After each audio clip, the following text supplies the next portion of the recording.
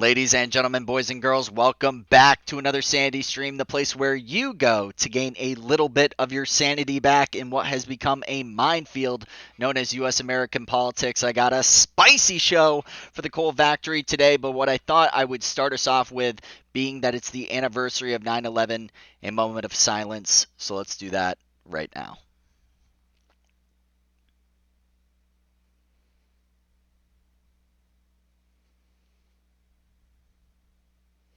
Hey, to all the victims and to all the military that are currently deployed overseas, we sincerely and appreciate you greatly.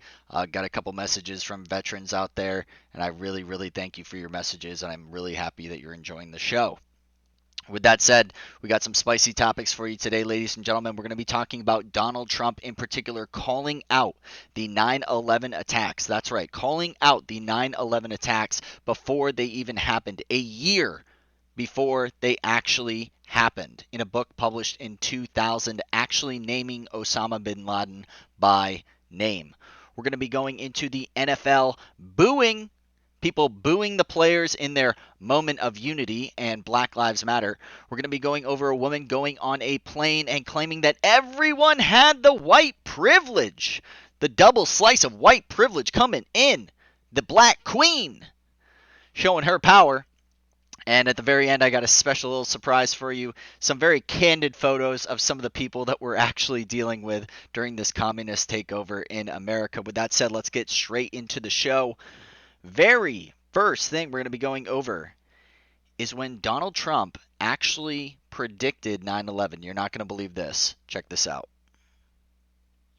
Buzzfeed dug up an old quote from Donald Trump talking about a large-scale terror attack 19 months before 9/11. In his 2000 book, The America We Deserve, Trump wrote, "I really am convinced we're in danger of the sort of terrorist attacks that will make the bombing of the 1993 Trade Center look like little kids playing with firecrackers." Trump also mentioned the mastermind of the attack, writing, quote, "One day, we're told that a shadowy figure with no fixed address named Osama bin Laden is public enemy number one, and U.S. jet fighters lay waste to his camp in Afghanistan. He escapes back under some rock, and a few news cycles later, it's on to a new enemy and a new crisis." Unbelievable. Unbelievable. And they actually did this on MSNBC, Morning Joe, a super hyper lefty show. Unbelievable. I can't believe they actually covered this topic. And the fact that they did, hey, kudos to you, Joe Scarborough. He has had a couple red pill moments. Of course, he's still pure lefty through and through, but he does have his moments, and I will give you kudos when you actually give the real news. I mean, is that not insane, though? Donald Trump projecting the 9/11 attacks, and not only that, stating Osama bin Laden by name. All of the dead, all of the American dead, and him calling this out in the year 2000. That's when the books were published. September 11th didn't happen until 2001. This was almost a full year before the attacks actually happened. In fact, the book could have been being written back in 1999.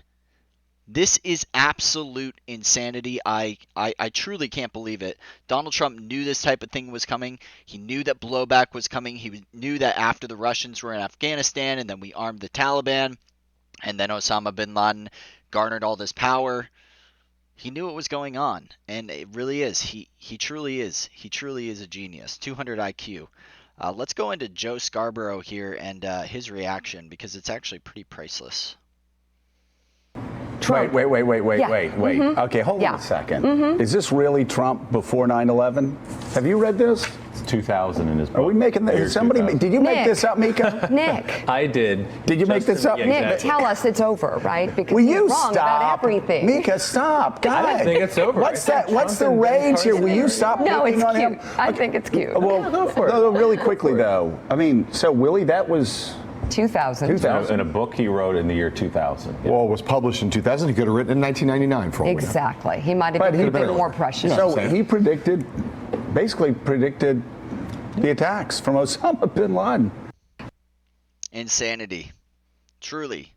absolute insanity. I can't believe they covered this story. But again, Donald Trump having the foresight, having the understanding that there are people out there that want death to America, true death to America, just like these Black Lives Matter and Antifa people burning the American flag and screaming death to America in the streets, just like Iran's parliament screaming it. Now here we are again, ladies and gentlemen. He actually predicted the 9/11 attacks. Osama bin Laden's name actually being written down in that particular book. It is absolutely insane.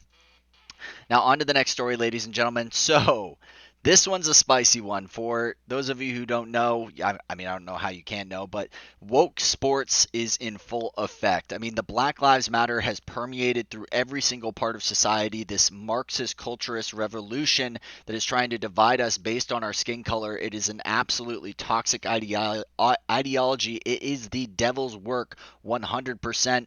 And even though its message is benign, Black Lives Matter. Well, of course. Black Lives Matter. All lives matter. And if you want me to say, hey, Black Lives Matter, yes, Black Lives Matter. They do matter. But the organization and its undertones, trying to disrupt the nuclear family. When Black Americans currently are sitting at 23% of households only have two parents, and you see all the crime statistics coming from the Black community, are you kidding me? Do you know in clinical psychology and clinical studies, Jordan Peterson talks about this a lot. It is actually the men in the home that teach empathy, especially to young boys, because men understand the power they have. Men understand the physical damage that they can cause. They understand that they can completely annihilate countries. They can completely annihilate families. They can cause so much pain. And at the same time, they can be the greatest guardians and the greatest protectors against those who wish to do evil unto us. And when you take men out of the family, you are creating very violent men because they haven't been taught empathy. They haven't been taught their power. And they don't care about the blowback. They don't care about the repercussions of their actions.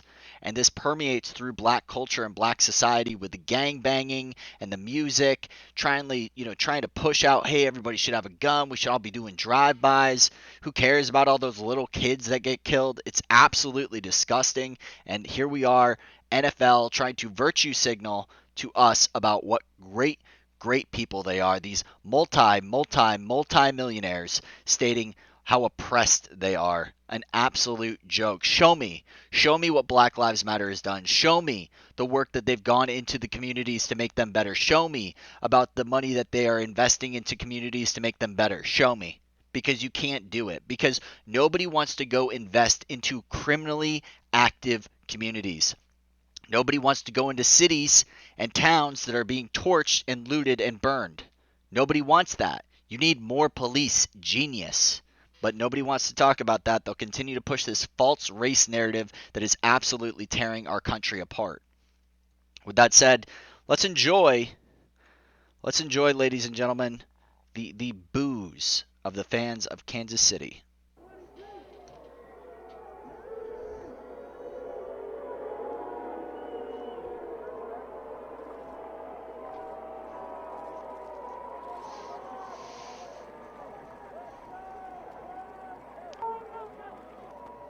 Thank you. Yeah. People are sick of this, guys. People are going to sports to escape. They're not going there to listen about your little social justice cause. You're multi-millionaires. If you really want to change in your communities, why don't you go do something about it? Instead of preaching to everybody about how great you are and your moral superiority. It is disgusting. And not only that, the players and the people that you are putting on your helmets and on your jerseys, it's ridiculous. It is absolutely disgusting. Jacob Blake, this was not a good guy. This is a man who apparently hasn't been proven yet, but he had a restraining order against him. The woman whose house he went into with the keys. He had gone and taken his fingers and stuck it up her vagina and said that, hey, I can smell that you've been with other men, as she lay next to her child. He went to the Brass Monkey Bar, brandished a weapon, and pointed it at everyone in that bar. This man was not a good man. and now you're making him into a martyr. And even if you were to agree that what happened to, say, George Floyd was an absolute travesty, and obviously the knee on the neck is not a good look, but with that said, who was George Floyd? What did he do before that? He had a long rap sheet. He had a situation where he went and cased a woman's house and smacked her with a pistol as him and his goons took everything up. Can you imagine being one of the victims of one of these men and then turning on the TV, seeing that these men have been donated millions of dollars, their family set up for generations to come, if they don't all blow it all, which is I'm assuming will probably end up happening, and then end up creating a foundation to continue to justify just how oppressed they are. Absolutely disgusting. But with that said, let's think about the victims of these people. They have to turn on the TV and see their rapist on a helmet. They have to see the man who is pistol whipping them in their house in front of their child and see their names on these super multi-millionaire sports athletes. What about them? Nobody gave a crap about Me Too when it came to the left. Nobody cares about blackface. Nobody cares about cultural appropriation and all this other bullshit Marxist propaganda that is constantly being pushed out by the left. Nobody cares about that when it comes from the left. The double standard is obsolete. They don't care about it. They only care about power. That is the end goal. With that said, ladies and gentlemen, white privilege. I got my double slice. My 2 chocolate cake slices. Actually, it'd probably be a vanilla cake. Vanilla cake slices of white supremes. White supremes. Sorry about the singing, ladies and gentlemen. But with that said, this is ridiculous. Know your betters. Black Lives Matter. This is ridiculous. This woman on a plane is losing her mind. She is blaming all white people because of something that happened years ago.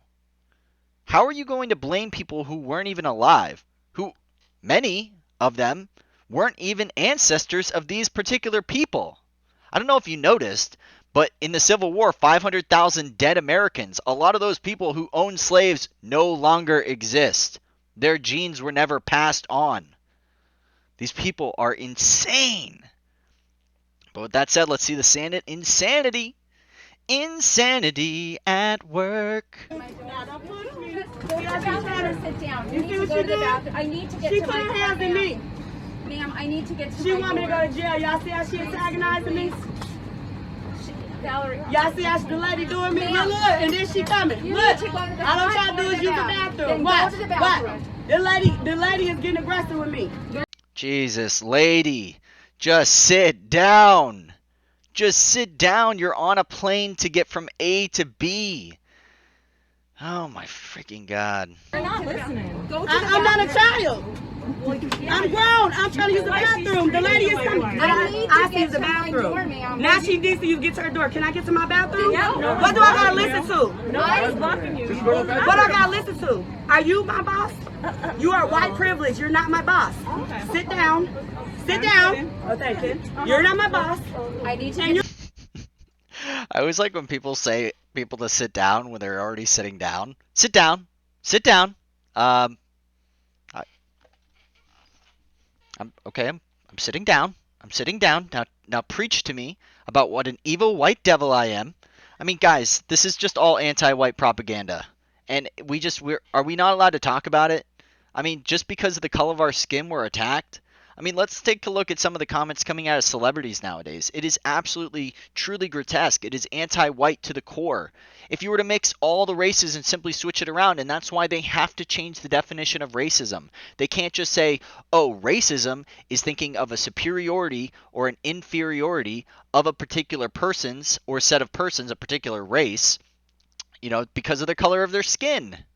They have to change it. They have to change it so it's, oh no, because people are oppressed from these evil white people. The white people, you can't be racist to them because they're in a position of power. Okay, well, Indian Americans who are colored and are a minority in this country, they make the most money, they have the most wealth, they have the most power. So does that stand up? And if you were to take the entire world population, white people are a minority. There's more Asians, East Asians, and all of the Indians and all of Africa. What does white people have? Look at the size and scope of Europe compared to Africa and Asia. Look at the United States. We're a melting pot. Yeah, we're a majority white, which is slowly dwindling. And of course, I guess you could say Canada is white, but again, then there's South America. And if you look at the statistics, they actually include Hispanics as whites. They don't consider Hispanics a race. They don't consider that separate. So think about all of the change. How many white people is there really? We truly are a minority. If you're, all these globalists who are constantly pushing the global agenda, hey, if you really want to stand by your true global utopia and want your true open borders fanaticism in full force, then white people would be the minority. If you're going to take the entire world and create your globalist utopia, then white people are the minority. Regardless, why is this woman not being held to a standard? Why does she not have her own personal responsibility? Why must she cast this giant net and claim that every single white person is at fault for this? It is absolutely disgusting. It is Marxism in full force. But of course, we're not going to talk about that because that would be racist. 2 slices of racism, please. You're not my boss. You're white privilege. Sit down. You don't have privilege over me. Oh, I don't. Thank you. You have privilege. No, but all of a sudden you got to go back here. You wait for me to get to my bathroom and have respect for me like you've been having. Call them now. Call them. I need Call to get to them. my door. Good. And I need to get to my bathroom. So you rate and respect. Okay, listen, lady, you are here. You are not part of the team. You are not part of the company. You are not part of the plane. You are a guest. You are a customer. They can kick you out for any reason whatsoever. And the fact that you think you have the gall to do this, I don't know. Check it out. It's Ian Miles Cheong. I'm going to move on to the next topic. This is ridiculous. You know how this is going to end, ladies and gentlemen. It's just going to be a whole bunch of claiming about the white privilege. The white privilege.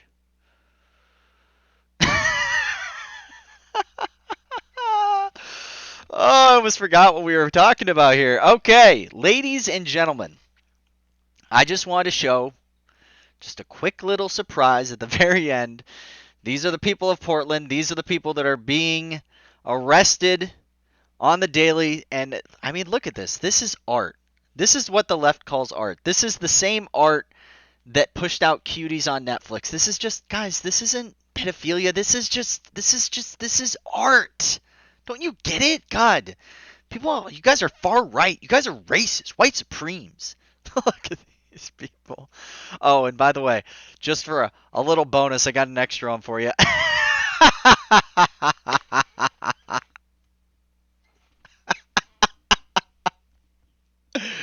This is the same woman.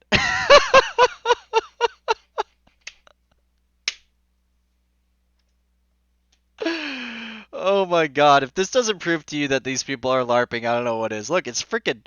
Guys, it's Braveheart! Oh! Oh my god, I hope you enjoyed it, guys. Ending on a high note. With that said, Coal Factory, please subscribe, like, and or comment. I really enjoy all of the people that are reaching out. I've had a blast making this podcast, and I've had a blast making these videos. I really, these leftists really lose their minds when you like, share, and subscribe to this type of content. I will see you in the next video. I love y'all. Remember the people of 9/11. Peace.